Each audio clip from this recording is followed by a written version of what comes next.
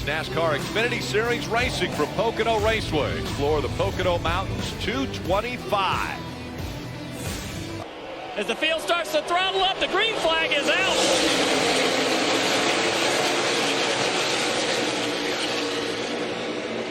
Already seeing cars fanning out, blocking runs, taking runs, even early in this race. Usually the first start of this race, of any race, the very first start, the most tame, those will get more and more intense as we get going into this race. Down the backstretch, jockeying for position. The first three in line, now four in line. Josh Berry wanting to get something positive going on this season. It's been consistent, but he hasn't found victory lane, and I think the expectations are that he would be in victory lane by now.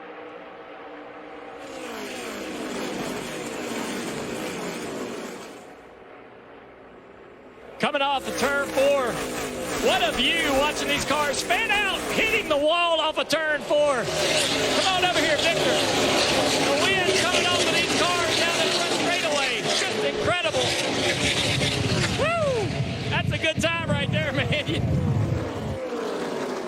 Over 160 miles an hour going underneath them right there. They will definitely get an adrenaline rush. We see John Hunter Nemechek. He worked to the inside of a car in the 20.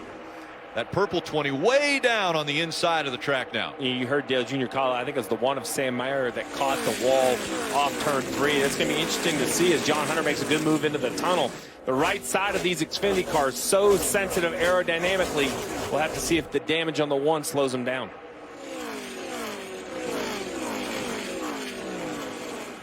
Coming through turn 3, still Josh Berry out front. Got a real comfortable lead. Hemric in second. Another comfortable distance back to Creed. Then a great battle.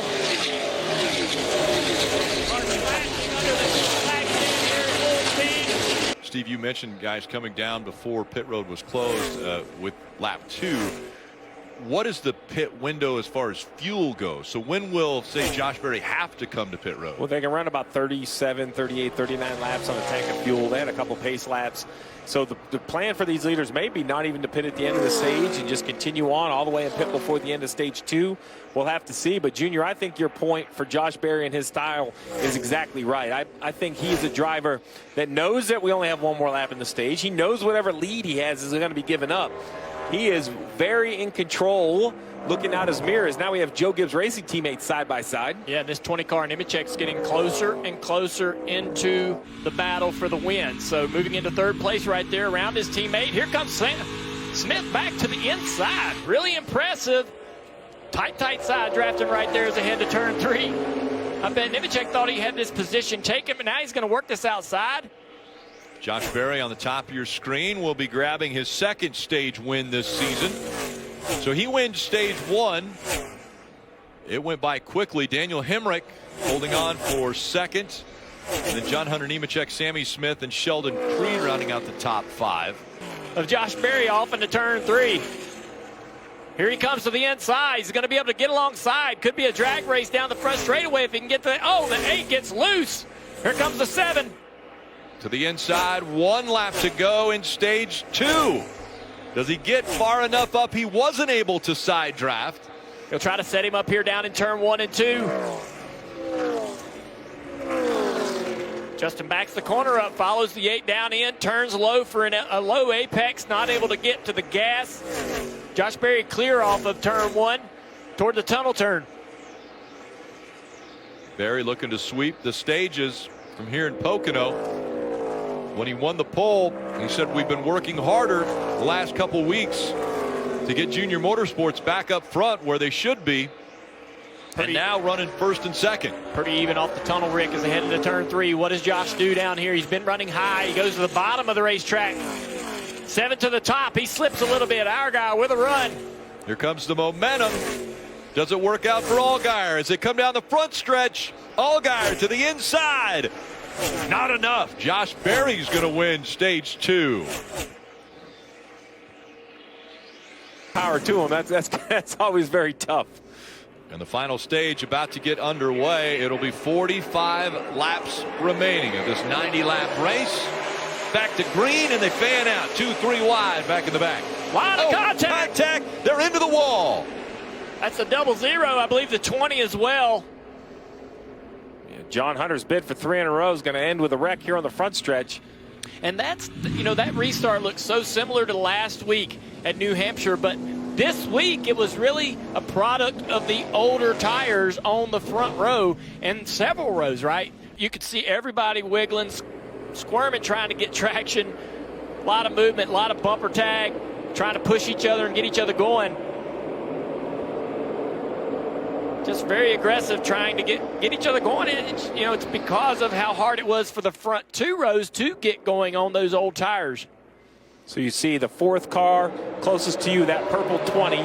He's pushing the 48, and then he just kind of gets swapping ends on him, and he comes across and catches the 0-0. Yeah, he gets pushed by his teammate Sammy Smith as well, but as he's getting pushed by Sammy, he's moving back and forth across the racetrack. So he goes left, right, and so he gets kind of turned into the 0-0, hits the 0-0, and that's what gets the crash going. But a lot of pushing and shoving while cars aren't going straight. And you can see everybody struggling, trying to get power down and moving all over the racetrack just to get the motor going. A lot of great avoidance back there for some cars going so low. Well, he has 6 more laps burned, so he can run it as long as he wants, but we're confident he can't make it. It's really a question of the 98 of Riley Herbst. Behind him, the 1 of Sam Mayer. Behind him, the 21 of Austin Hill. Can those 3 cars play a game of fuel chicken? Oh, 35 around. This should bring a yellow out, I imagine. There it is. Joey Gase goes around in the 35, and that brings a caution out, the 4th caution. Now, does that save anybody? Oh, boy, just way off the pace in front of the 7. 7 runs him over.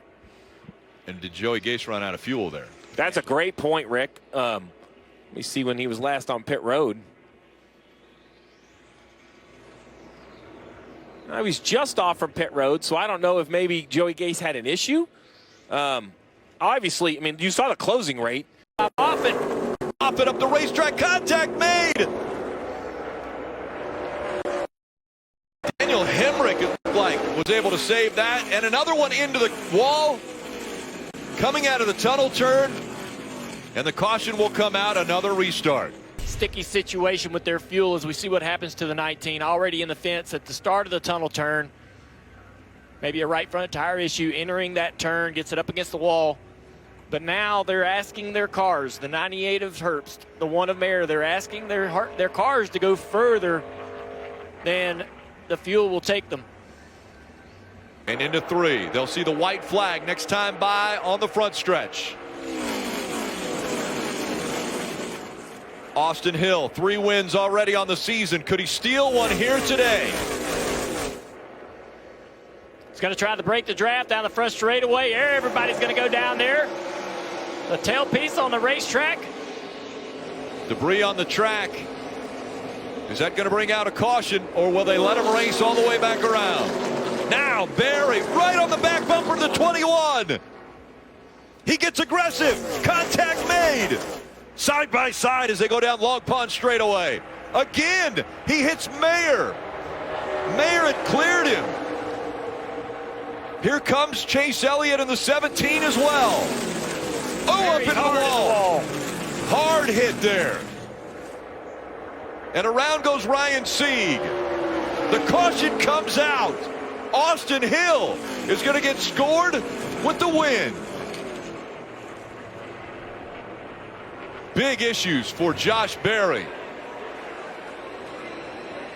You still see that piece of debris on the front stretch, but it's Austin Hill who comes around, and when the caution flag came out, he was out front.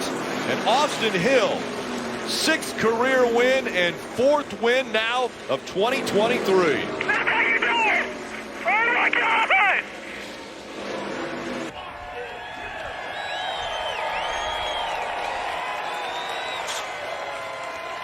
4 wins for Austin Hill.